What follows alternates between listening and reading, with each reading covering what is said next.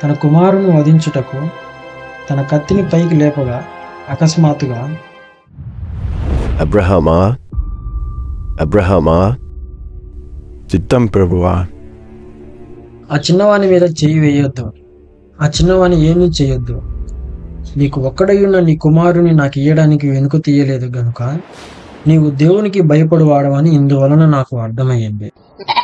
అప్పుడు అబ్రహాము కన్నులెత్తి చూసినప్పుడు పొదలో ఒక పొట్టేలు కనబడింది.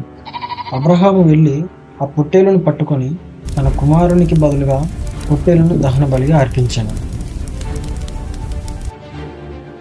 ఆ చోటికి దేవుడు యెహోవా ఈరే అని పేరు పెట్టాను. యెహోవా దూత రెండవసారి పరలోకం నుండి అబ్రహామును పిలిచి, నీవు నీకు ఒక్కడయ్యున్న నీ కుమారుణ్ణి వెనుక తీయక నీ కుమారుని కంటే నన్నే ఎక్కువగా ప్రేమించినావని నాకు అర్థమైంది. నేను నిన్ను ఆశీర్వదించి ఆకాశ నక్షత్రముల వలె సముద్ర తీరమందలి ఇసుక వలెను నీ సంతానమును నిశ్చయముగా విస్తరింపజేసేదను. నీ సంతతి వారు శత్రువులను ఓడించి వారిపై జయమొందుతారు. మరియు నీవు నా మాట వినినందున భూలోకంలోని జనములన్నీ నీ సంతానం వలన ఆశీర్వదింపబడును. అబ్రహాము తన పనివారి యొద్దకు తిరిగి రాగా వారు లేచి అందరూ కలిసి బెయేర్షెబాకు తిరిగి వెళ్ళిరి.